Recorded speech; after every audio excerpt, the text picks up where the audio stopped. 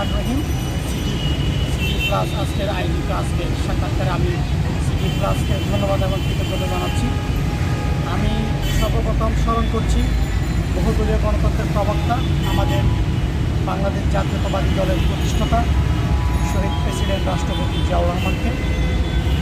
সেই সাথে শ্রদ্ধার সাথে স্মরণ করছি 2024 জুলাই যে গণঅভ্যুত্থান হয়েছে, সেই গণঅভ্যুত্থানে বাংলাদেশ জাতীয়তাবাদী দল এবং ছাত্র দলের নেতৃবৃন্দ সহ বিভিন্ন দলের যেই নেতৃবৃন্দ শাহাদাত বরণ করছে তাদেরকে আমি শ্রদ্ধার সাথে স্মরণ করছি।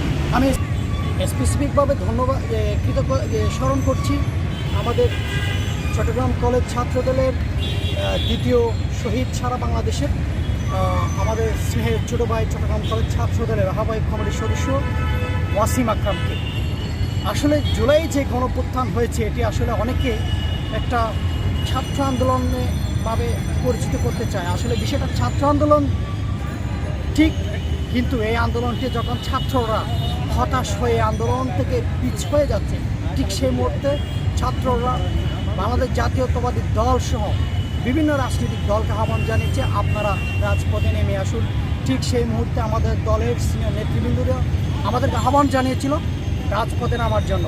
আমরা তখন রাজপথে নেমেছি, সুন্দর একটি দ্বিতীয় স্বাধীন বাংলাদেশ এই জাতিকে আমরা উপহার দিয়েছি। আপনারা জানেন আমাদের এই আন্দোলনে বাংলাদেশ জাতীয়তাবাদী ছাত্র দলের 54 জনেরও অধিক ছাত্র নেতা নিহত হয়েছে। বাংলাদেশ জাতীয়তাবাদী দলের বিএনপি এবং বিভিন্ন অঙ্গ সংগঠন মিলিয়ে প্রায় 422 থেকে 25 জন নেতাকর্মী আমাদের দলে নিহত হয়েছে। কিন্তু আমরা যে স্বাধীনতার জন্য এই আন্দোলন করেছি, এই বিপ্লব করেছি, এই বিপ্লব তো শুরু জুলাই হয়তো এই বিপ্লবটা ফলস্বরূপভাবে আমরা পেয়েছি, কিন্তু এই বিপ্লবটি শুরু হয়েছে তথাকথিত স্বৈরশাসক অবৈধ ফ্যাসিস্ট শেখ হাসিনা যেদিন থেকে ক্ষমতায় এসেছিল। আমাদের দীর্ঘ 17 বছর রাজপথের ত্যাগ তিতিক্ষার মধ্য দিয়ে এই আন্দোলনকে আমরা সুসংগঠিত করছি। 17 বছর আগ থেকেই আমাদের এই দলের আন্দোলন চলমান ছিল। বাংলাদেশে এবং সারা পৃথিবীতে নজিরবিহীন হচ্ছে আমাদের দল যেভাবে সুসংগঠিত দীর্ঘদিন ধরে আন্দোলনে সংগ্রামে ছিল। এটা শুধু বাংলাদেশ নয়, সারা বিশ্বে এমন কোনো দেশ নাই যেখানে দীর্ঘ 17টি বছর আন্দোলন সংগ্রাম করেছে, এরকম কোনো নজির নেই। কাজেই বাংলাদেশ জাতীয়তাবাদী দল হচ্ছে গণমানুষের দল, জনগণের দল। আমাদের নেতা শহীদ প্রেসিডেন্ট জিয়াউর রহমান এটি গণমানুষের দল তৈরি করছে, যার মঙ্গল স্বরূপ আমরা সুন্দর একটি রাজনৈতিক দল উপহার পেয়েছি। আমাদের নেত্রী মমতাময়ী মা দেশনেত্রী বেগম খালেদা জিয়া এই দলের নেতাকর্মীদেরকে যেভাবে ভালোবাসায় আগলে ধরে রেখেছে, এটা কোনো দলের নেতা, কোনো দলের প্রধান আমি আজ পর্যন্ত দেখি নাই নেতা কর্মীদের এমন ভালোবাসতে। শেখ হাসিনা এত বড় একটা দলের নেত্রী, কিন্তু ক্ষমতায় যেতে না যেতেই দলের নেতা কর্মীদেরকে ফেলে দেশ ছেড়ে পালিয়ে গেছে।